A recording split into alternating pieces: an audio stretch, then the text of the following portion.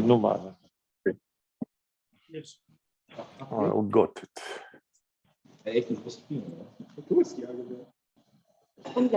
So, good evening, and I would like to thank all the participants to discuss about the situation that we have now in Ukraine.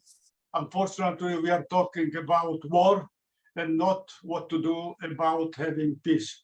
And I would like to express my gratitude to all our speakers that will introduce the general term, and to all of you, dear colleagues, of course. Yes, I would like to thank you have now Yevhen Koedjikov.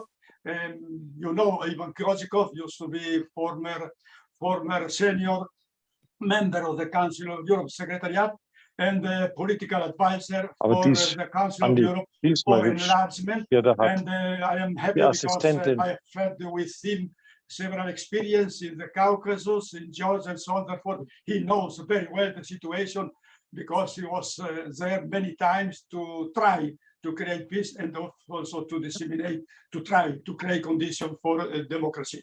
And then we have the pleasure to have our friends from Ukraine, and a special thanks to them because they are, of course, in a very tragic condition, and we thank you them for taking the time to be with us. We have also Yevhen, who is Doctor of Philosophy, head of the Department of Philosophy of Culture, Ethics and Aesthetic of the Institute of Philosophy and at the National Academy of Science in Ukraine.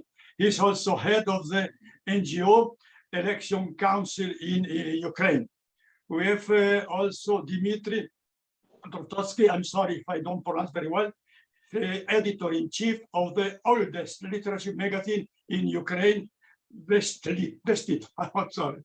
Okay, and the Doctor of Philosophy, well-known writer, literature critical, and a translator in the literature world of Europe. And now we have a colleague of us, is Katarina Yachenko, is a writer, and he was present when the tragedy in Bucha happened. Therefore, she can tell us something very important about what was happening in this tragic day.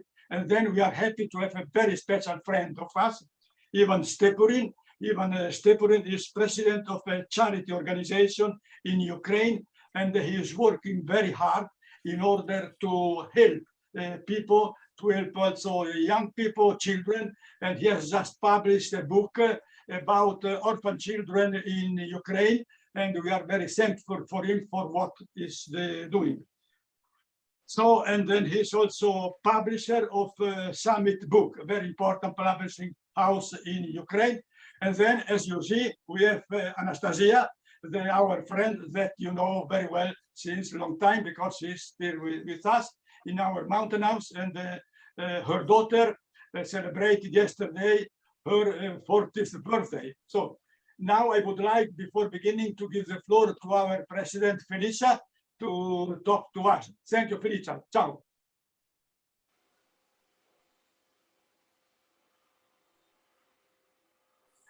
We don't hear you, Felicia. I have to take out headphones as well, if I am heard. Yes, everybody hears me? Yes, okay. We can hear you. Okay. I think this is a very important event that you're organizing, and I think as many voices we can hear and we can multiply and made it heard in all media in Europe will just help the situation and will help our colleagues in journalists working in Ukraine. I don't want to take anybody's time with words.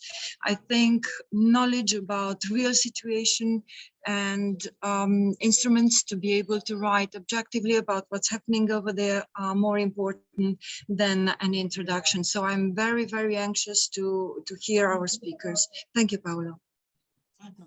Thank you, President. So now I would like to ask our friend and colleague, also honorary members of our association, Yevhen Koedjikov, to present us a general overview about the situation, so that after that we can go deeper in specific fields. Thank you, Yevhen. Thank you, Paolo. Thank you, everybody, for participating. I will try to be, I will be short and just give a kind of a scheme of things which for me are important in the situation. The Russian aggression against Ukraine has broken the world order after World War II entirely. The one which was based on the United Nations Charter, the one which was based on the principal security for maintenance of international peace, principal responsibility for the maintenance of international peace resting on the UN Security Council. For the first time, a permanent member of the UN Security Council is waging a war of aggression on a neighboring state. I have said this before, I want to repeat it. This is for the first time in post-World War history. That's one thing. Another thing, for the first time in the nuclear age, a nuclear power is waging a war of aggression on a neighbor.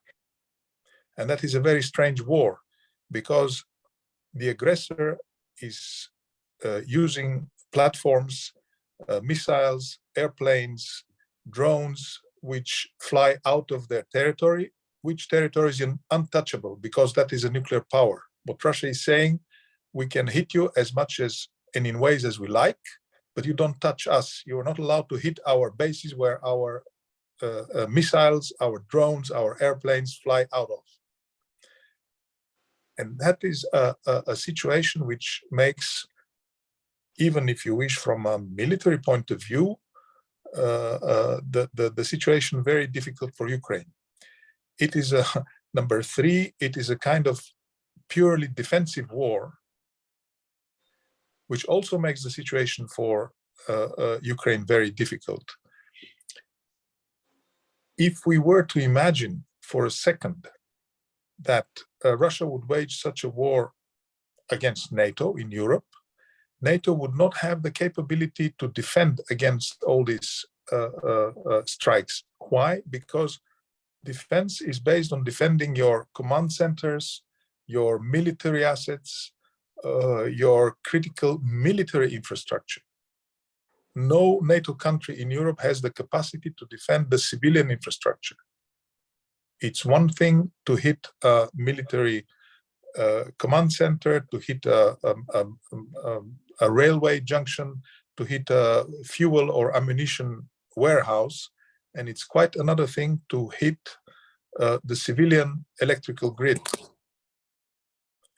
That would require very different capacities, which even stronger countries militarily than Ukraine do not have.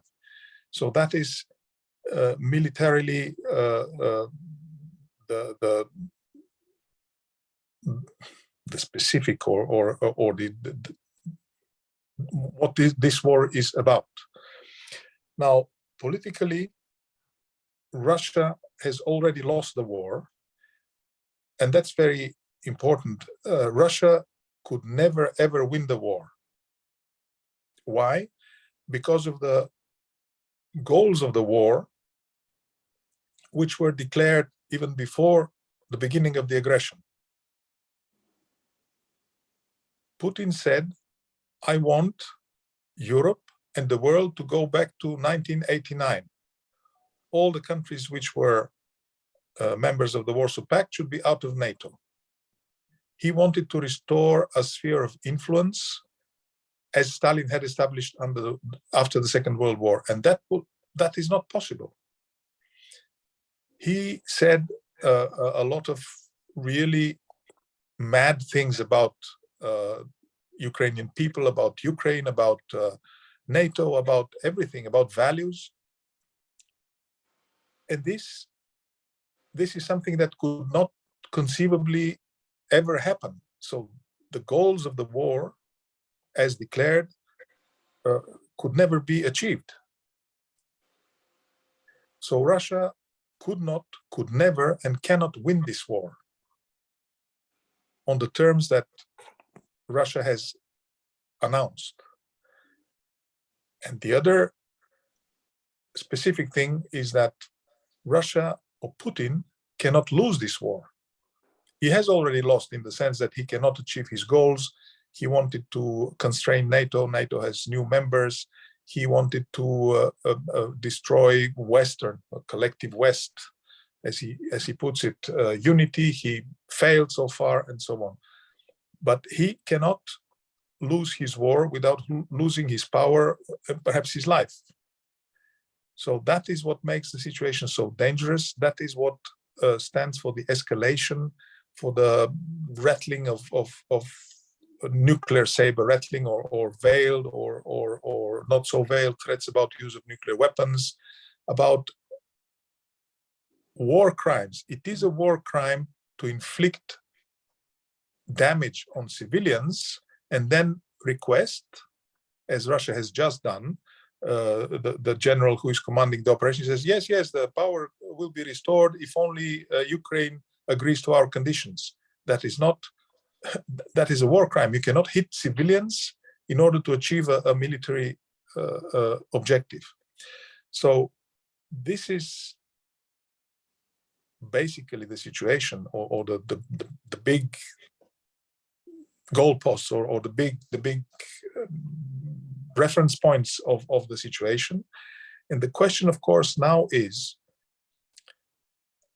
what will happen as winter is coming and Russia is hitting and plunging big parts of Ukraine into rolling power cuts or in cold and so on and so forth.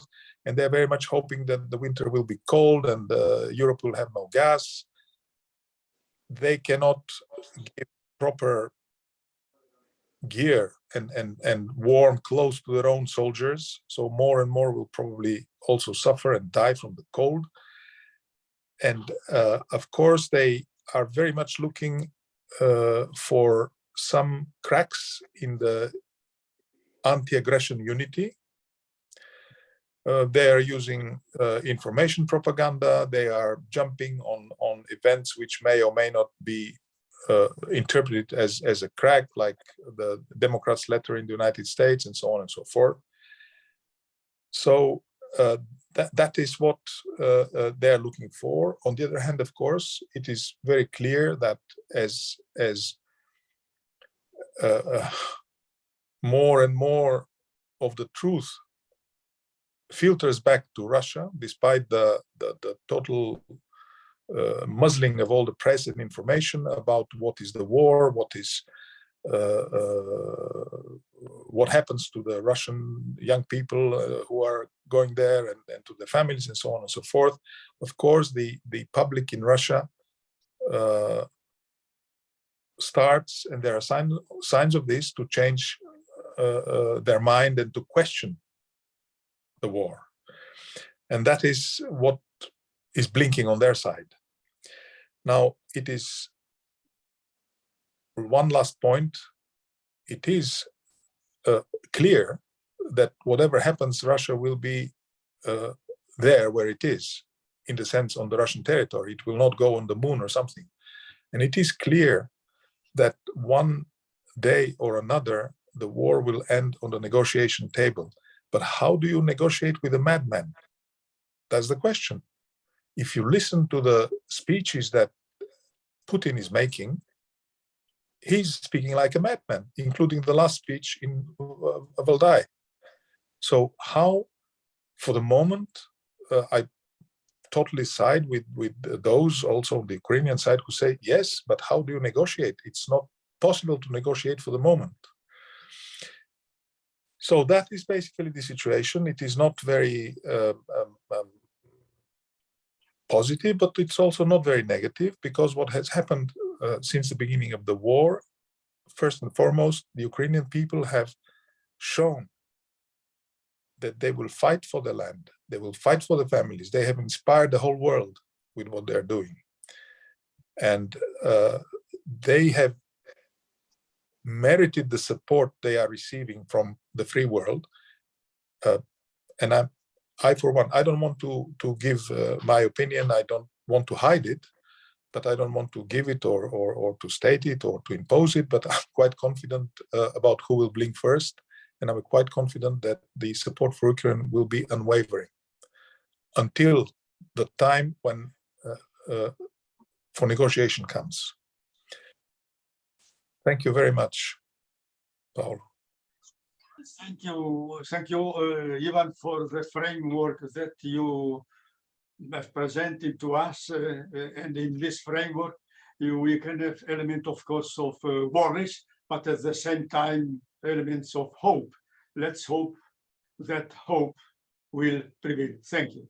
Now we consider that this war is affecting a country, is affecting a sovereignty, is affecting a lot of millions of people that are suffering a lot. I would like to ask Dr. Yevhen Bystritsky, after the most recent threats coming from Putin, also considering what he said in Valdai, what is the feeling of the people, of the population in Ukraine in this moment? Thank you. Thank you for this question. First of all, I would like, to thank my colleague Yevhen for the, the great overlook of the situation.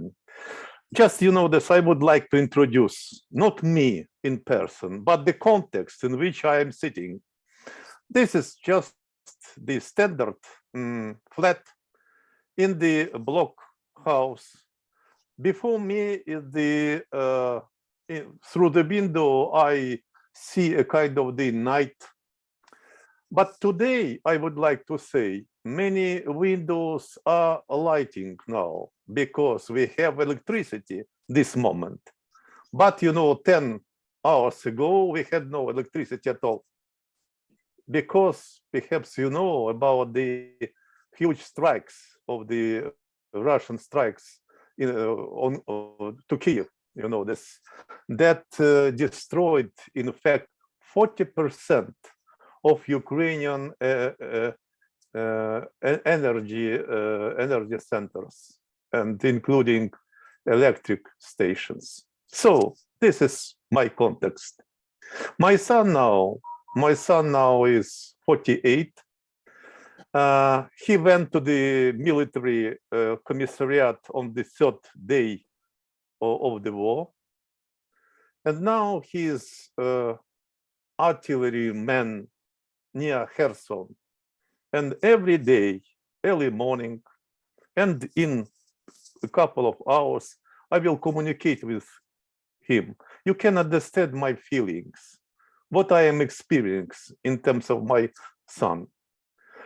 So I would like to say that after the massive strikes on the October 10th or 11th, and the last 2 weeks, in fact, Ukrainian did not cause panic. There is no panic among people. It is not strange because this is difficult even to maybe to deliver what we are feeling to you, to our European colleagues.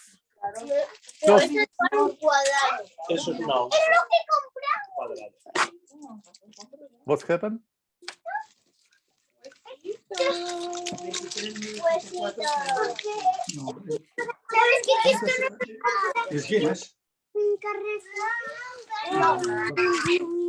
I'm sorry, who's having the children?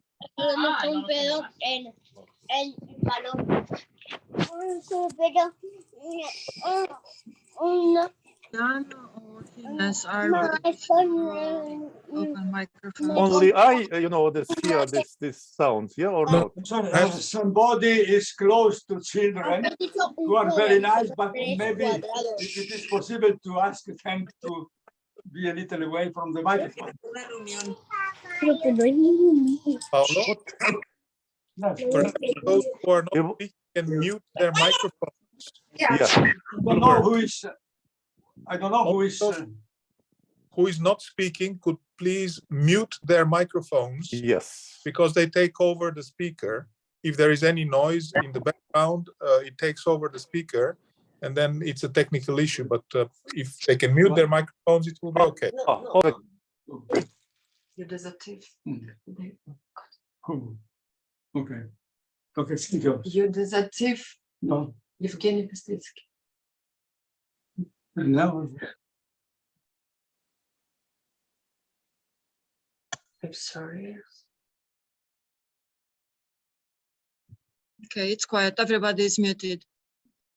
Yevhen Hello. and I have to mute now. Okay. Hello. Yeah. yes, now, okay. Okay. Okay. Yes, thank you, May, sorry. may I continue? Okay. So this, I attempted to deliver to you this what we are experiencing now, and although we all understand that electricity has lost up to the 40%, I told you, of its power as of today, or this moment. For example, yesterday we had no, in my, this apartment, I had no electricity for 10 years. But this, the problem is not in that only.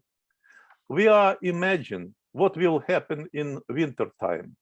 If we will have no electricity, it means that we will not have water supply and supply of other things. Even in our shops, we will not have a kind of the just elementary, this food to buy. So this particularly we are experiencing for our old men and kids. Not all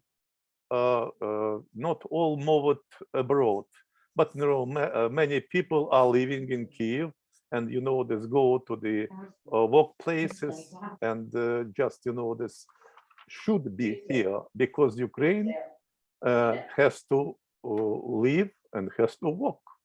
At least 40% of economy maybe we lost, but nevertheless we have economy, and we are attempting to support our lives, our economy, our army, because of course we hope that our European and the Western partners will support us, but nevertheless we are attempting to do our best to provide our economy, our lives, our army with all we could. So in terms of the many other things, this. In terms of the, I would like to say a couple of words about the potential support and current support from your countries, from our European colleagues, not only from United States. We highly appreciate this assistance. But first of all, I would like to touch a couple of the principal things. Perhaps today, not only Ukrainians, but many Europeans understand our fighting against aggressive war from Putin's war, in fact, is not only for independence of Ukraine and for our democracy, our European democracy, but we are champions. It is fact. The democratic vote at all, because let's imagine that we will agree on the peaceful negotiations with Russia, with Putin now. What will be a kind of the results of that? It means that today occupied territories will be under control of Putin's army and Russia. It means that those constitutional changes done by Putin's government are right, and so Putin will get a kind of the chance to have a break, to collect army, collect soldiers, collect officers, to collect missiles, and many other things. So this is, in that case, Putin will be much more dangerous than he is now, not only for us, for European countries, for our neighbors as well. So Ukrainians understand it very well, and we would like to, share this understanding with our European partners, not only with you as journalists who understand much better than maybe others where we are, but we ordinary citizens. It's extremely important for us how to do it, how to, to make Europeans closer to our culture, to our history, to our, permanent fighting against Russia imperialism. It's extremely important thing. So because of that, we believe that this war is not only our private business, is not only private just fighting. It is war of the all democratic world against Russia. Perhaps I believe that you were attentive yesterday in terms of the Putin's speech at so-called Valdai Forum to his allies, in fact, to people who were selected particularly for this event. And Putin repeated the same theses that he started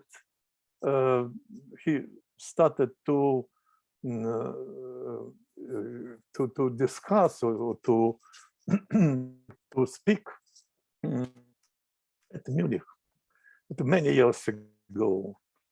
It means that he was discussing, spoke about the not one pole world, but a many polar world with many centers of the powers. And of course, he thought about the China, India, about the Asia countries. So, and because of that, it was his leading idea. And another idea was that globalization is in fact the arm in the hands of the Western countries, and because it unifies, it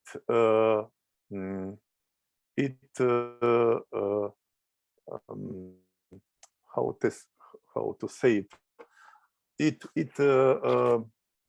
unify of the cultural differences, particularly such great world as a cultural world of the Russian people. So it is quite difficult maybe for European people to understand what is behind this war. Right, in fact, generally right words.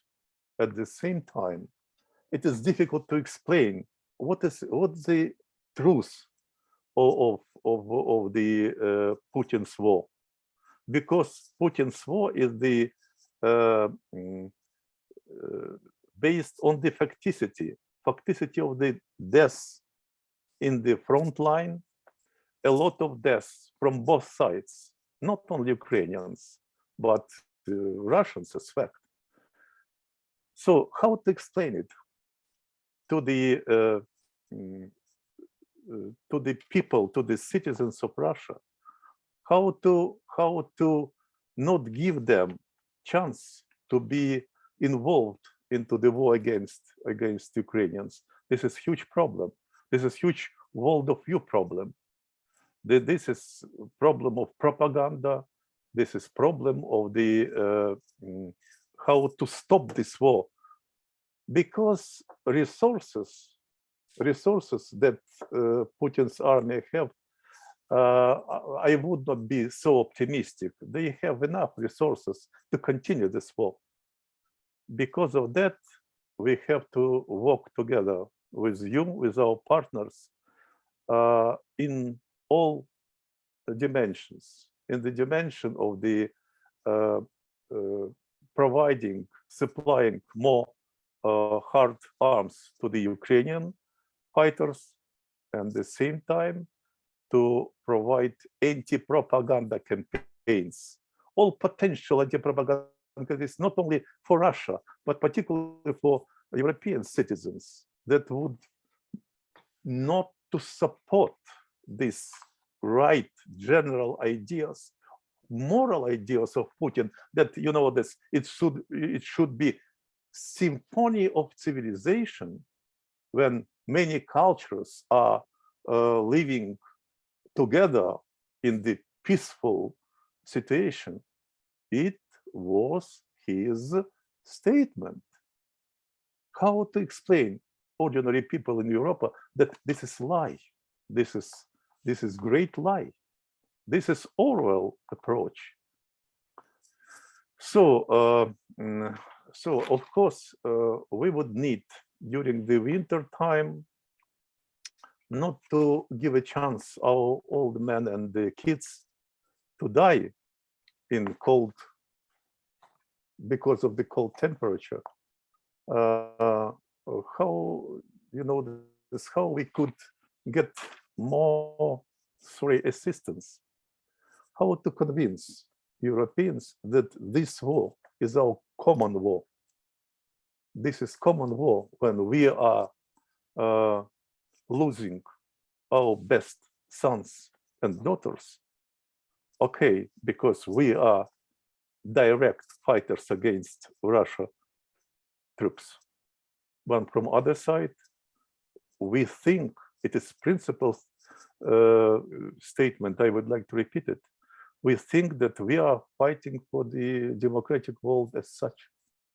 This is my, sorry, the general thoughts about the situation where we are, beginning from this quite cold temperature in my room, because we know have not yet heating, because we have not enough, you know, energy for that due to the Putin strikes.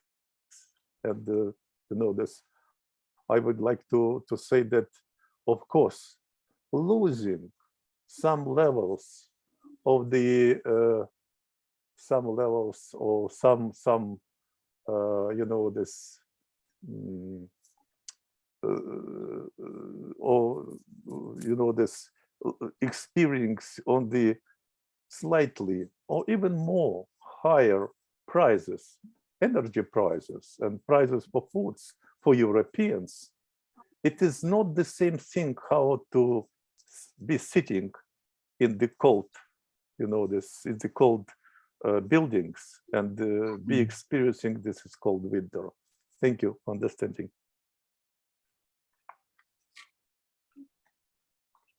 Thank you so much, Yevhen. I think that you have expressed in a very, very deep way how your people, Ukrainian people, are suffering a lot, and of course, and fighting not just for your country, but for all of us, for you. And I like what you underline, especially they are fighting for democracy in general terms. Thank you so much.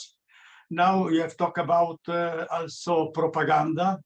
And regarding propaganda, I would like to ask Dmytro Dornovsky, who is in contact with magazines of literature in other European countries, how is the reaction, how is his feedback regarding propaganda by Putin in Europe?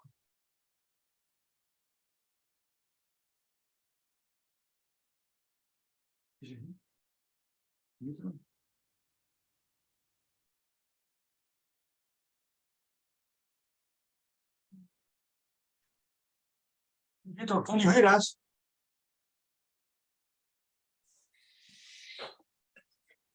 Іван, керуйте.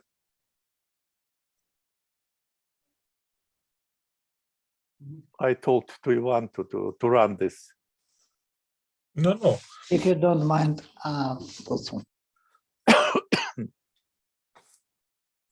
Who has to speak? And Mr. Brazdowski, we're waiting for you to answer the question. Okay, Dmitry is Okay, on. okay. Okay, thank you. Well, dear colleagues, dear friends, you hear me? Yes, Yes. anyway, thank you. Well, so I'm deeply grateful for this presentation, for this meeting, for this talk. It's very important to promote the senses of Ukrainian narrative and to speak about the Ukrainian senses that were reinforced in the wartime. And Summit Kniga is always a platform that gives us a possibility to speak about the best of the best. Just today, by the way, we were talking from our colleagues, from our partners from Glagoslav Publishing about Anastasia Marcy's and her novel that is now in the progress of being published in the UK and Europe. And I must say that, well, from one side, we have received a unique possibility to present Ukrainian identity through literature, through media, through communication. We understand that in Europe, in all the world, we every day receive a lot of information that requires answers from Ukrainian reality. What happens in Bakhmut, what happens in the south of Ukraine, so on and so forth, from the war paradigm. However, we have provided something that is beyond the political, the war reality, and what will be embodied in the cultural memory of Europe and world. I mean, for example, the novel of Anastasia Marcy's, and I mean other cultural texts prepared by Summit Kniga, prepared by those who really created a possibility to be a part of the new ethical ground of European cultural sphere, political sphere, socio-political reality that will demonstrate to the world new ethical society, new cultural reality. And what is a challenge? And what is a problem we have now? I will not be a theoretical person this meeting, so I would like to ask and answer very concrete questions, taking into account a big guy, I mean the novel of Anastasia. On the one hand, we have a big cultural phenomenon. We have a big cultural proposal to the European literature. A wonderful text with wonderful aesthetics, with deep understanding of human psychology. On the other hand, we have the intense and very tough and very difficult reality of how to translate, edit, publish this cultural text and be a part of a inspiring, let me say this, of the contemporary book and literature market. We need to create something aesthetically correct, phenomenologically correct. We need to create a translation that really is a good version, a good example of the identity of Ukrainian cultural text. We have problems of time. We live in a very undetermined reality now. So we don't have electricity, we have this complete blackouts. You understand that all my European colleagues, all my friends from abroad now ask, okay, we understand how could you live and how could you survive in this reality of blackouts. And in this way, we need a powerful informational and cultural frontier. What, for example, is created by Summit Kniga platform. We need to create a mass media and the socio-cultural reality that is not, well, I don't like the word propaganda, because propaganda is to some extent, it's a kind of ideological pattern. But we need a communicational phenomenon that makes people in Latin America, and there is a serious problem because, for example, I know this from a friend of Seswit magazine, Mario Vargas Llosa, who is a Nobel winner for literature. And he says that this continent, this cultural paradigm is under the suppression of Russian media, Latin American world. We need something that gives truth, that gives factuality, that gives human senses close to those parts of the world. In this way, I think we need to create a kind of set of portfolios, a set of offers, proposals.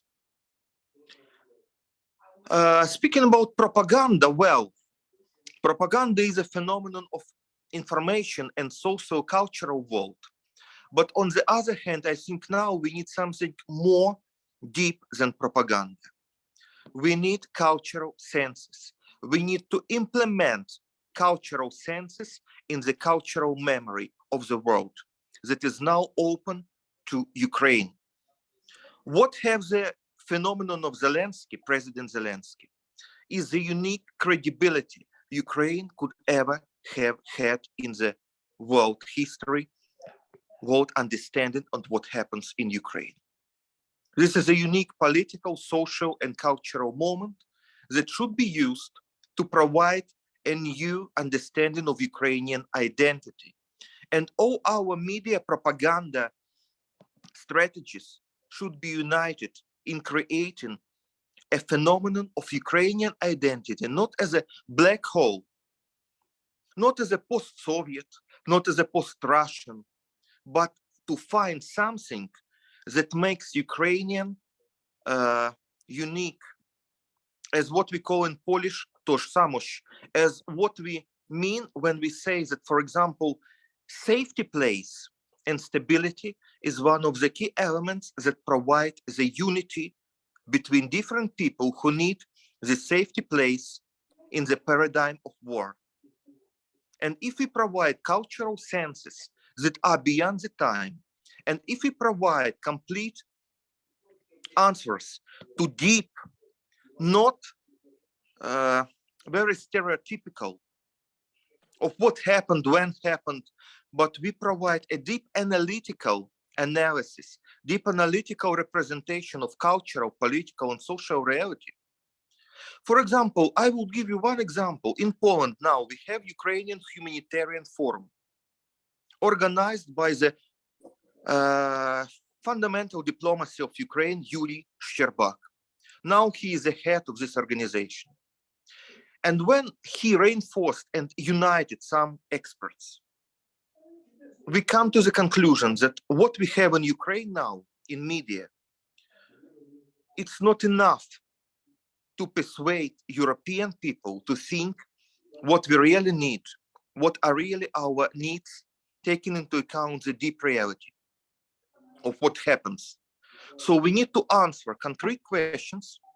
We need to provide phenomena that are deep in identity, in information, and that are beyond time, that are beyond the time of this war that should be won by Ukrainian people, the armed forces of Ukraine, of course. But we need to give to the world the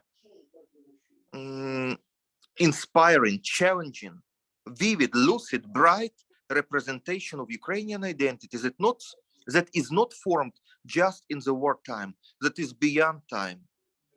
And there is something existential, this component of esse, the component of being. So this is my understanding of the situation and my recommendation of what we need to do, uniting our efforts and providing cultural senses that reinforce Ukrainian identity beyond the time. Thank you so much, Dimitrov, for your deep considerations about the spirit, about the identity, and about the culture. I think that we need to consider that Ukraine can provide to Europe a great asset of culture. In such a context, I would like to tell that together with Anastasia and together with Ivan Stepurin, we are organizing in Italy in 3 cities, in my city, Trentino, in Milan, and near Rome, an exhibition of Maria Primachenko. So that we need to, and then we will try to organize them in other European country. I spoke already with my friend and colleague Rutger Kindermann to make it in Germany, to show what is the identity, what is the cultural asset of Ukraine. And then we think that it will be possible later on to organize something also for Taras Shevchenko. Thank you so much.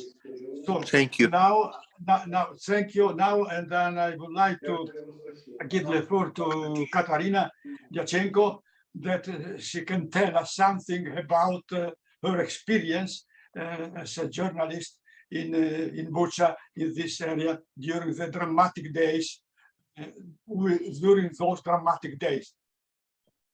Thank you, Katarina. Thank you. First of all, I want to say thank you for Mr. Stepuin, and I'm very honored to take part in this discussion. And I know it's very important for Ukraine. Let me tell you more about myself and about my experience, working experience in this region. I mean, Hostomel, Bucha, Irpin, Warsaw. I think you know everything about this city and about the situation. I represent charity foundation Kids Future. We organized it in this summer in June, and we did a lot of things for children. I think you know that 75% of Ukrainian children show symptoms of mental health and mental trauma. And we did a lot of events of rehabilitation for these children. And for now, we believe that we can help this region. And that's why we decided to create culture and creativity cluster here. We know that this is a great background and great opportunity for these people, I mean children, their families, and people who live there. And I'll be glad for your support, for partnership in this field. I know it's not very easy way to develop this territory and to give them opportunity to grow. But I believe this project not only give opportunity for these people, but also inspire them and give the hope for the future. And also I believe it will be the place where dreams were born. Thank you. Thank you, Katarina, for presenting us this experience. And we understand, of course, the situation. And I like the expression that you used, creativity cluster, because usually when we talk about cluster, we refer to the economic district, yes, which are, of course, important. But what you said about creativity cluster, I think it is very important, and I like it so much. Thanks a lot for you and to our speakers. Now, I would like to give the floor, of course, to all our colleagues that would like to intervene.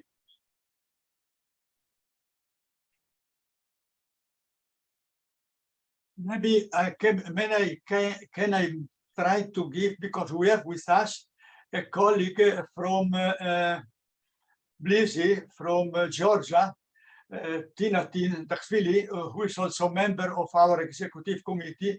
And of course, she's in a country experiencing not a very nice situation with South Ossetia. South Ossetia is a reality that I also know because I was having the honor to go with Yevhen Koedjikov in 1997 to try to find solution, compromises for peace, but the situation was very, very, very difficult.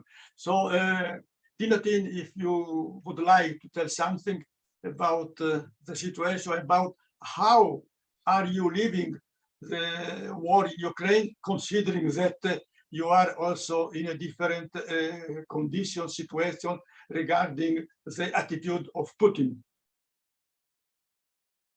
Oh, thank you. Thank you. I want to welcome all our meeting participants. Of course, Russia is not only one or two countries' enemy. Everybody saws that Russia is the enemy of civilization because they don't like anything what is developed. And because Georgia standed in a way to develop, that's why the Russia and Putin could not let us to do it. So my heart and my thoughts every day is with Ukrainian people, these brave people, because I understand how hard for them now. And if I somehow can bring them my emotions, it's only what I can do. I'm with them, because in 2008, I can't say that we had the same situation, because it was 3 days war. But now happened something unbelievable with the Ukrainian people. It's a genocide. That's why I think that Ukrainian never will sit with Russians and Georgians also, because Russian can't do any negotiations. They never do what they promise.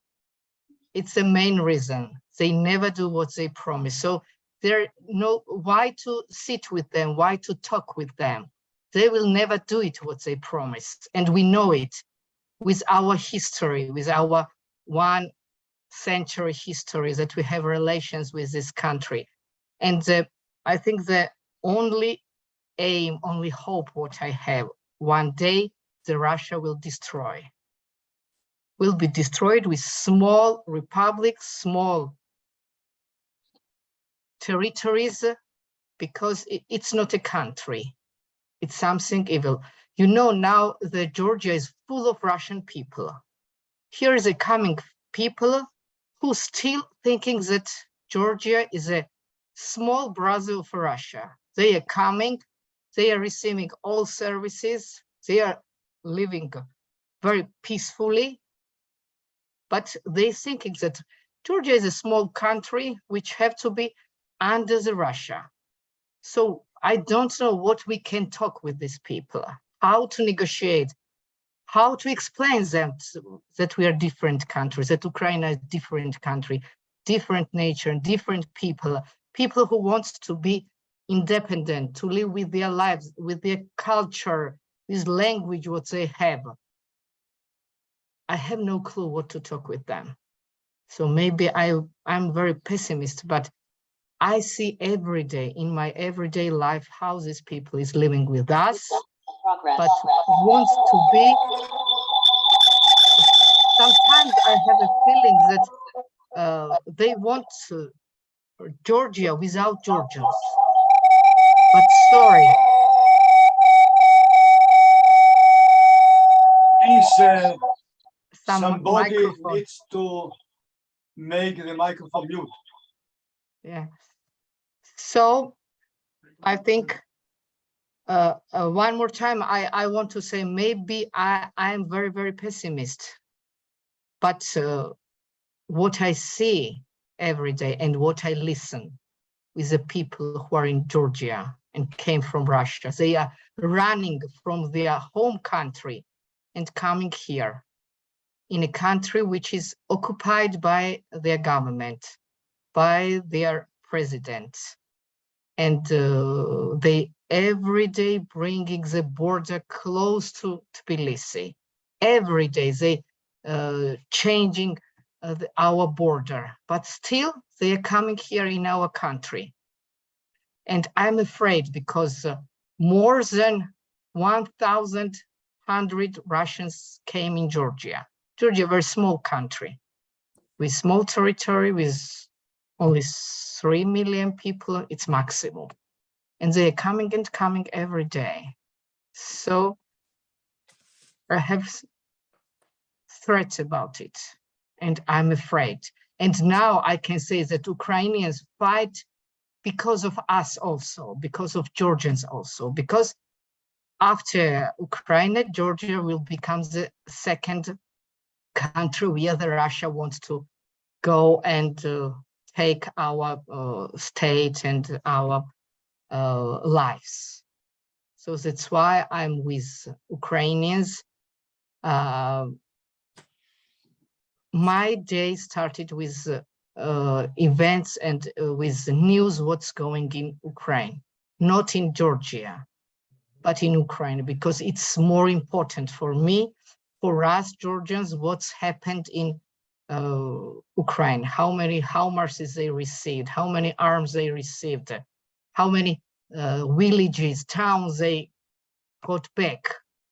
It's more important that what's going in my country, in my government, in my parliament. I'm not care about it now.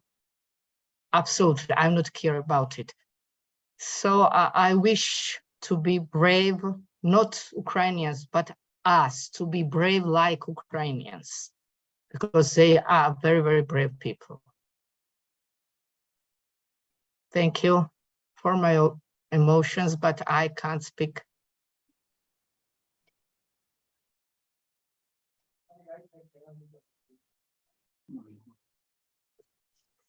Sorry. We are with you, Tinatin. We will be at your side all the time, you know, yes? And we thank you for presenting this very, very dark picture. Unfortunately, the situation is really tragic also for you. But maybe I would like to ask Yevhen Koedjikov that he knows very well the situation in Georgia because he was following from the Council of Europe all the situation, maybe to make some comments about what our Tinatin in such an emotional way told us.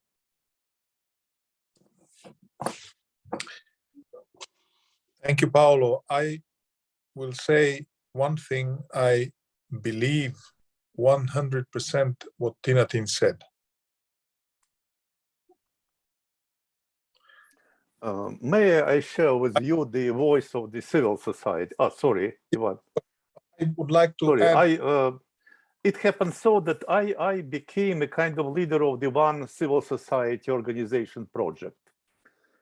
In the very beginning, in the very beginning of the war months, we initiated a project, initiative, with the title of the Ukraine After Victory, Vision of 2030. What does it mean? Those civil society activists who are not on the front line, who are not in the army, who are not soldiers or officers, because of various things, because of the age, because of the work position, professional position, got together and decided to launch this project. We decided to elaborate a kind of policy of recovering for Ukraine, but not only recovering after destroy, destroyed territory or infrastructure. We decided to design policies of European reforms for some Ukrainian areas. First of all, for social area, for area of so-called humanitarian issues, for in economy, in state institutions. What does it mean? Because even during the last and after the European Maidan, Maidan revolution, Ukrainian launched new pro-European reforms. And now, as we know, we are candidate, we got the candidacy to the membership of the European Union. But nevertheless, in spite of that, together on in parallel way with the Lugano strategy for national recovering, independent civil society experts decided to present their vision of the future of Ukraine. And now we are elaborating this project. You know this. On this fact, I would like to say that it means that we will survive. We are not only brave, sorry, we are optimistic. We believe in our victory. We know that after the victory, Ukraine will be not only one of the, I believe, best amongst European countries, but you know this, I think that we may pretend in the future, not immediately after the war, with your assistance, with your support, not only support through finances, money, or the just, you know, this ideas, but you support us as a European member, potential European member. It is extremely important for us. Our project now is in process. We will, you know, this finish it. We plan to finish it next year, in the months of victory, in the springtime. Sorry. Thank you, Yevhen, and we hope that your optimism will help you, your people, and all of us, of course, to overcome, to finish the war, and to live in peace. Thank you. So, who would like to have the floor now?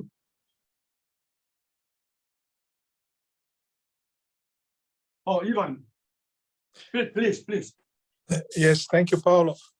I would like to support the optimistic view for the future. I share it. I think, well, coming back to the topic of our meeting today, now is the time to think, not to blink first, to continue the effort, to be resilient, and to win this war for Ukraine. I think when the time comes, it will be a good idea to have another meeting or another session or another, to give much more thought what will happen after the war, and to think about Ukraine, about how Ukraine, and I have no doubt about the European future of Ukraine, and also to think about Russia. When I'm thinking about what is going on now, the Russian aggression against Ukraine, I cannot do otherwise or think otherwise but compare it to the Nazi Germany aggression of the Second World War. Imagine what would Germany be today if the Allies had won the war against Germany and stopped at the border of Germany. If there was no destruction in Germany, if the German people did not have to rebuild their country, if they did not have to repent and rethink their past. And we are heading to a situation where Russia will lose the war, but it will remain largely untouched. And you will have vast numbers of Russian people who will think like those who come to Ukraine, soldiers, and who tell the Ukrainians, and there are many testimonies about that, about the attitude. I will say it first in Russian and then in English. When they come to the Ukrainian homes and say, "Кто вам разрешил так красиво жить?" Who allowed you to live so well? That will not disappear with the victory over Russian and Putin's aggression. And there will be a lot of work to do with Ukraine, about Ukraine, also internationally. But that's a topic perhaps not for today's discussion. Today, I think we are thinking about not blinking and how to win the war. Thank you.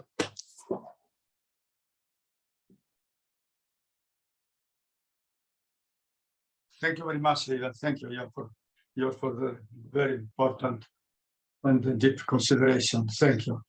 So, who would like to have the floor now? Some colleagues? Lizov.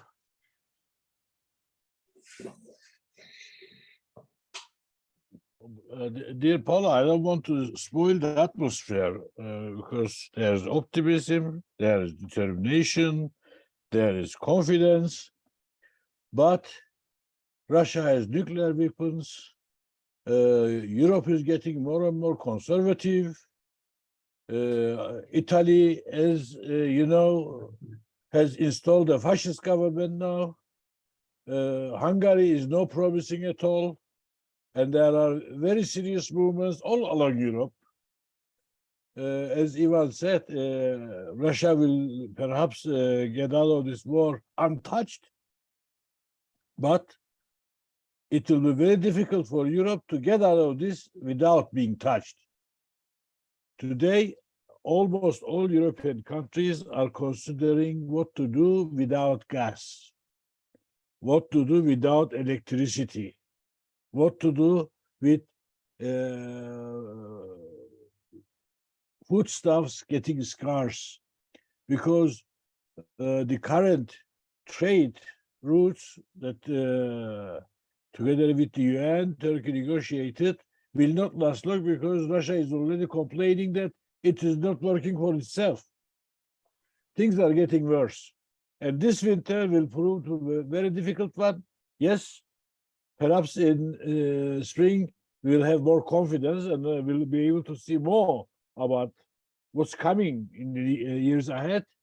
But I am afraid there will be civilian disobedience campaigns in Europe, all through Europe, because European populations, unlike the Turks, for example, who under 80% official, 120%, 140% unofficial inflation, are still staying calm and supporting a dictator.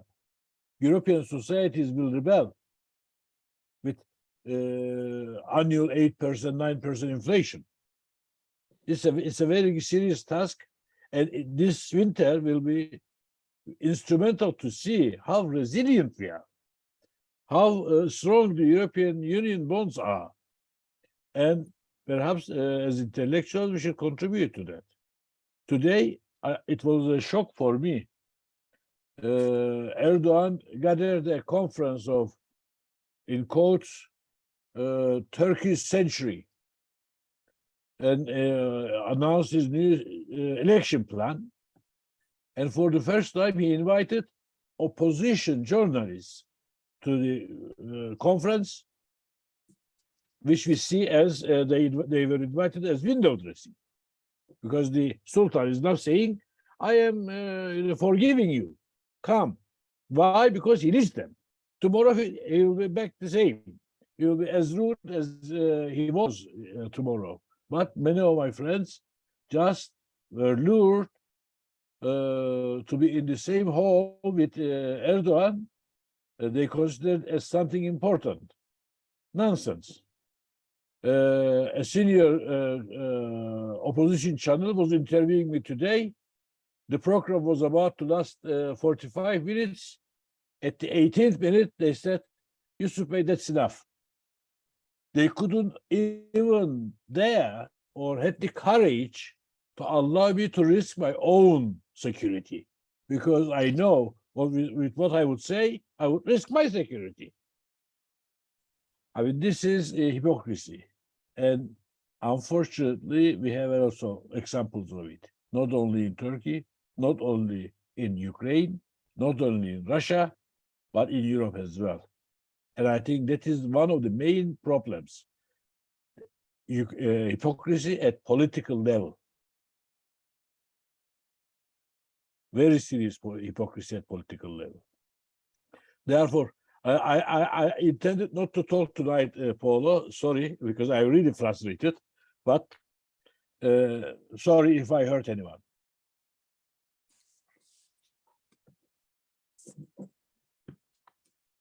Thank you, Joseph. Of course, we have presented to us the situation that is more worrying, of course, over there.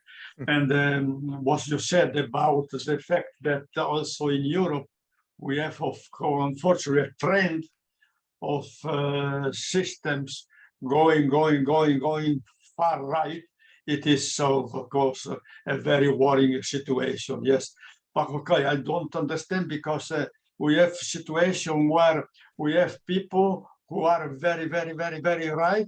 At a certain point, they become a little calm because they want to attract another segment of population who are liking the extreme, but not too much. Therefore, it is a strategy that I think that people should understand.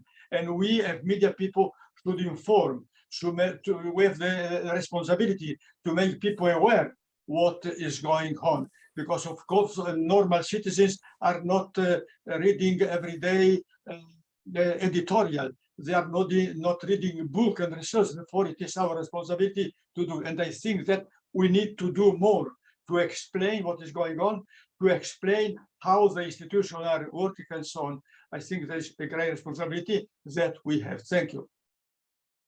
I see that another colleague from Georgia joined us, Natia, and I don't know if she would like to talk. Otherwise, who others would like to take the floor? I don't want to force anybody to talk, but I would be very happy if our good friend and who has a lot of experience also with relation to the Eastern world, Bojan Brezigar, to tell us something.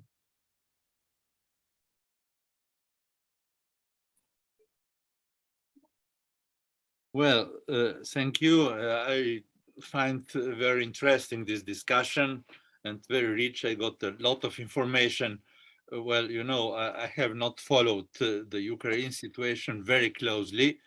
I'm now retired and I'm writing on other things, but well, I understand that there are many problems in Ukraine as well. And they were very problems in Ukraine before the invasion of Russia. But now it should be clear to everybody, and I find it isn't clear, that the Russia is the invader. And the Russia invaded another country, saying that this country is not democratic. If this would be the reason to invade a country, I think that there are at least 30, 40 countries in the world, maybe more, which generally are considered not democratic. But this couldn't be in any case the reason for an invasion. And we have to start from this point. I understand that everybody is just speaking what happens today and try to find the solution. A lot of people in the West speaking about peace. Everybody is, I don't know who is against peace. Nobody's against peace. But the peace is something which should be developed from the beginning. And the country which was working against peace was Russia. It's not possible to speak about peace until Russia continues bombing, continues killing people, and continues with this terrible war. I think that on an international level, the first thing which international environment should ask is to cease war, to cease bombing, to cease killing people, and then it will be possible to starting to discuss about the future. But until the war exists, until every day people are killed, it's not possible to think about any negotiation because, you know, we had the history, and we know that in history never negotiation was possible when one country was killing people of another country. This we should be made clear to everybody who in some Western countries, including Italy, is speaking and is insisting on negotiation and on peace and so on. Everybody is for peace. But now in this situation, any negotiation with Russia is not possible.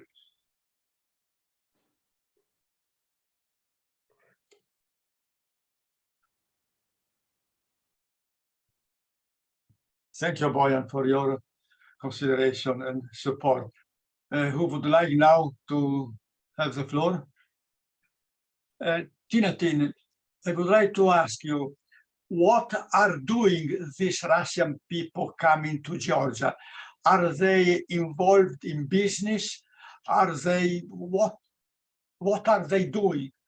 What is the reason? Because you are worried about that. They are not just coming to have a drink, I think, yes, because we have a special, what are they doing? You know, they are coming in Georgia because we don't have visa regime with them, so they don't need any visa to come. So it's only way for them to leave the country because nobody wants to die because of Putin's crazy ideas. So they are leaving, because they can't go in Europe, and they forced to come in Georgia, in Kazakhstan, in Azerbaijan, in Armenia. It's the countries where they go without any troubles. They only can take their passports, and that's all what they have to do. So they are coming in Georgia because they know in Georgia they can live peacefully, that Georgians know Russian language, they can speak. Some of them trying to have a business here. Some of them want to find some job. Some of them going in another country through Georgia, but most of them are staying here. Because in Georgia, it's very easy to start a business. You don't need huge documents and you don't need to pay a lot of people and bribe them, because you can go in one place and you can receive the documents that you can start the business.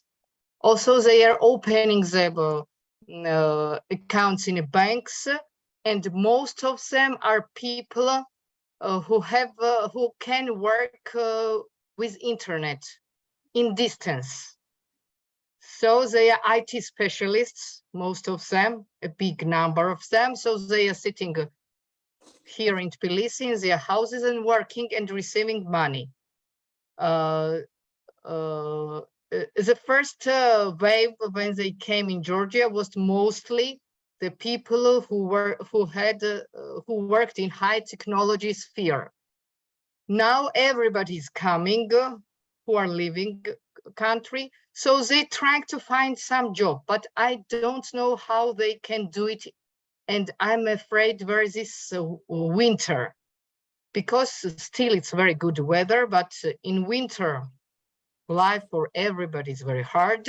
And if they can't find job, and in Georgia it's very hard to find the job because Georgians are moving to Europe, to America to find any job and to work and to receive money.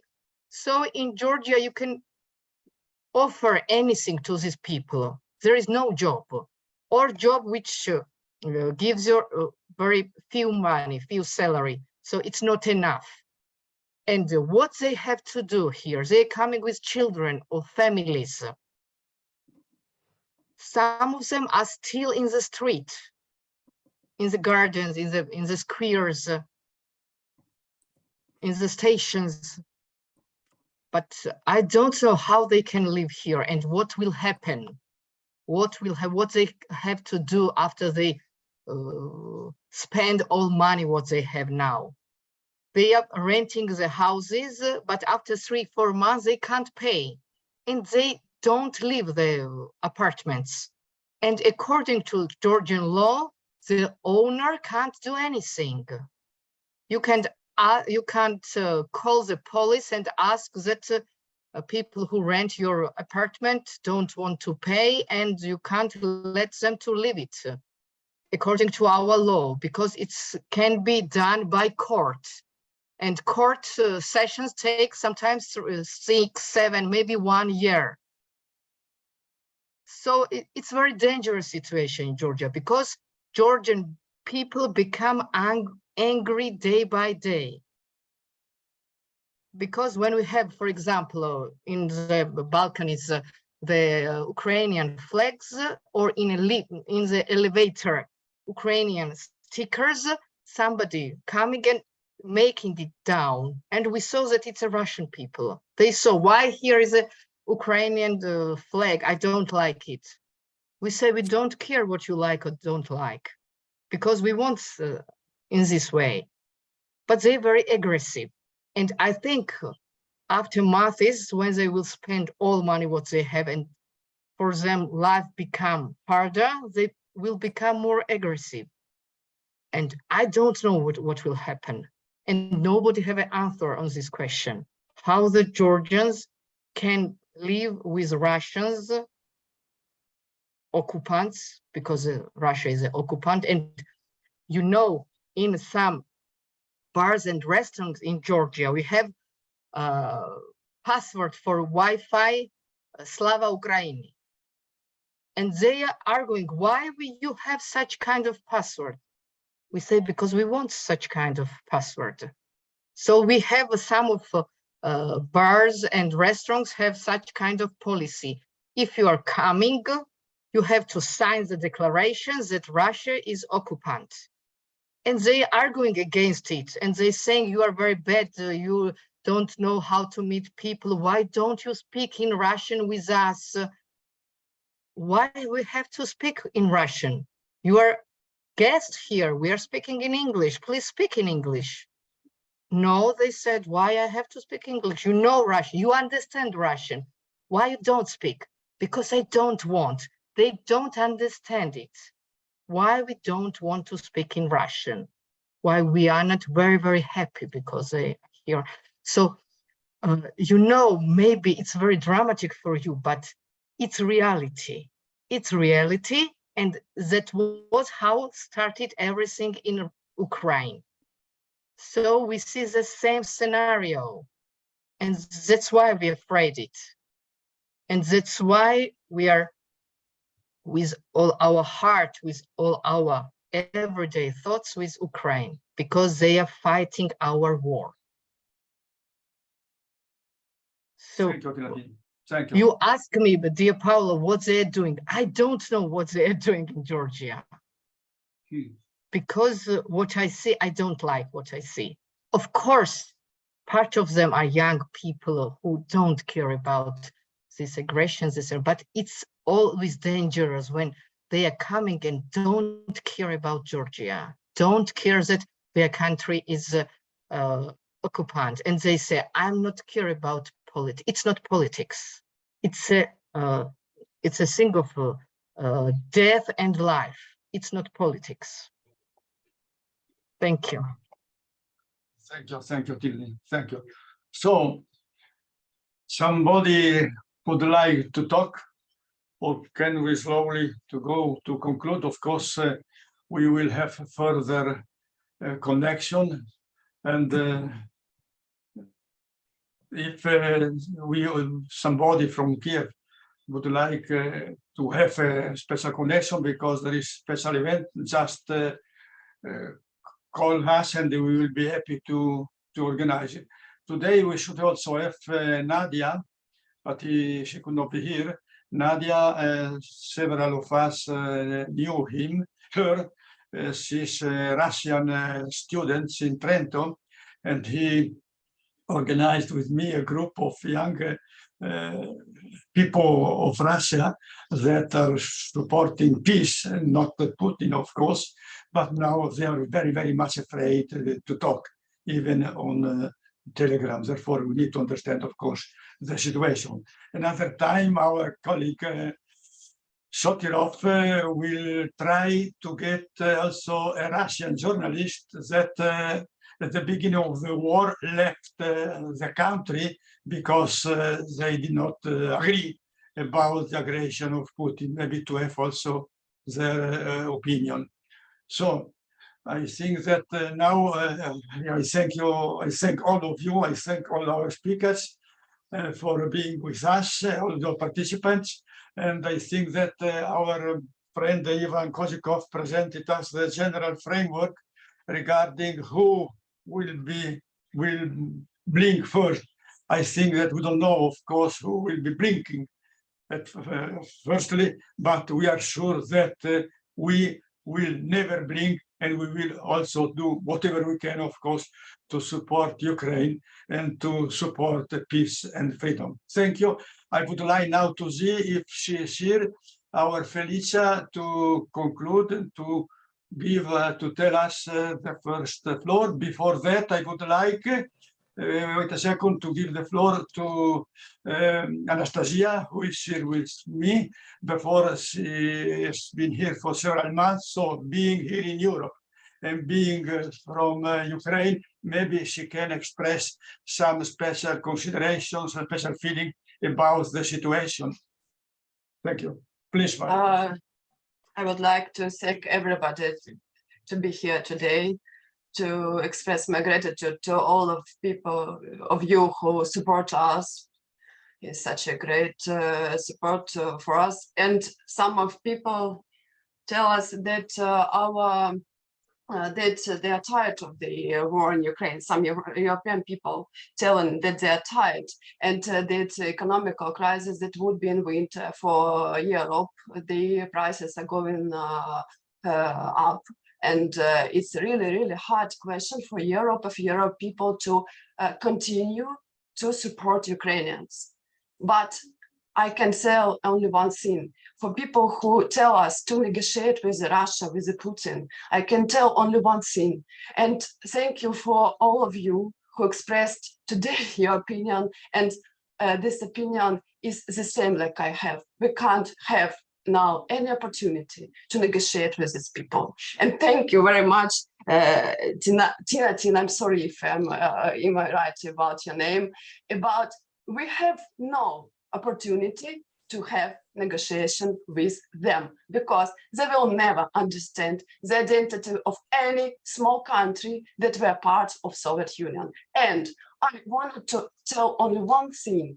If we are the country which is suffering from the occupation, from the killing our children, our people, from raping, from disaster, can we, I'm sorry, have a thought to be like for the crisis of Europe, for all of this? The only one part in this crisis and this disaster, what is happening now, of course, Russia.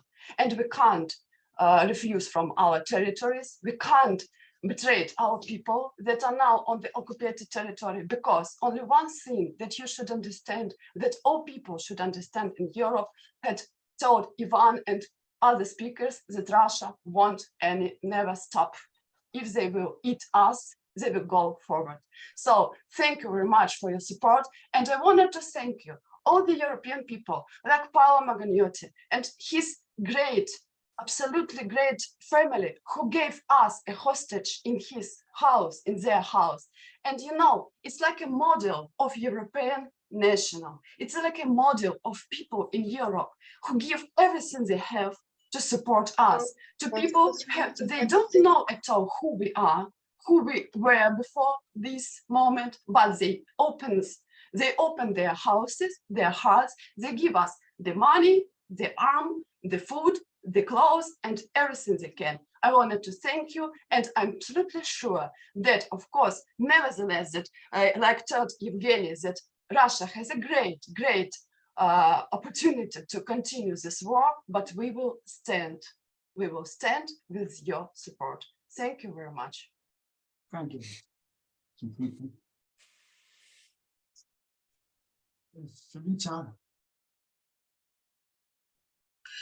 Thank you to everyone for sharing with us thoughts, feelings, knowledge.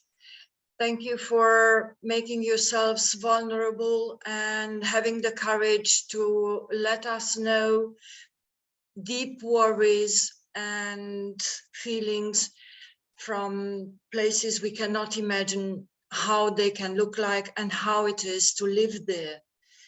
Problem is that I think here in this part in Europe, we should adopt a more responsible journalism. And in doing that, maybe if all of us would write 1 or 2 paragraphs about this session, that all of us could quote in our respective media outlets, can start to do something about this, to multiply the opinions, the knowledge, the worries of all of our members who have access to information about what's happening in Ukraine. And I think, speaking about responsibility, that we have to take into consideration warnings of some analysis that say that this war can drag on for some 10 years. What are we going to do on long term? As citizen of a former communist country, as it is Andras, as it is Vasil, we know what it is, how it is to have to deal with Russians, to have to negotiate with them, to have to convince them to go away. It is not easy, and it is not going to go away just by being nice and just by being understanding. We really have to have a strategy. We really have to put in place a long-term strategy and to help each other. To help each other with quotes, to help each other with access to people, and to help each other multiply information that is verified, that is objective, and that can help people to have a better and clear picture. Because what is our job relying on? Not just giving information, but stirring in people emotions that make them think, and they make them afterwards demand. We need people who demand actions for all of us, not just to live in peace, but to live in harmony. I hope we can do this. I hope you will accept this. Thank you. Thank you, Lisa. Thank you. So, thank you. Thanks again to everybody. And I think that we will organize soon another connection. And in the meantime, I wish to all of you nice weekend, if it is possible. Would you like to add something, Yusuf? No, okay. Thank you. And if it is possible, enjoy your supper. Ciao to everybody. Thank you. Bye-bye. Thank you for Kyiv, for being today with us. Thank you very much. Thank you. Hope to see you in Ukraine. Yeah, absolutely, sure.